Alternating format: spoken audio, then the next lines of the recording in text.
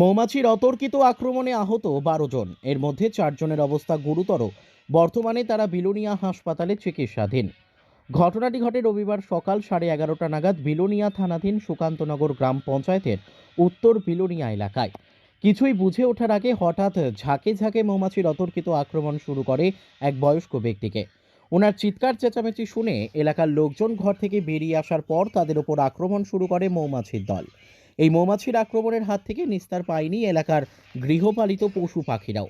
এর মধ্যে এলাকার এক বাড়ির 4টি পায়রার মৃত্যু হয় মৌমাছির আক্রমণে। জানা যায় এলাকার একটি গাছের মধ্যে মৌমাছির বাসা বেঁধেছিল। একটি পাখি এসে মৌমাছির বাসার উপরে বসতেই এই বিপত্তি বাধে। এরপরেই মৌমাছিরা ঝাঁক বেঁধে আক্রমণ শুরু করে এলাকাবাসীদের ওপর। আহতদের বিলোনিয়া মহকুমা হাসপাতালে নিয়ে যাওয়া হয়। একদম বড় একটা তীর গাছ আছে, ওটার মধ্যে একটা বড় মধুর বাসা আছে।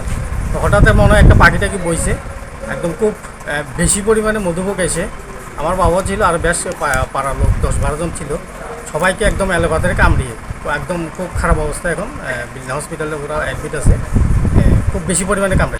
Bureau report, news daily Bharat.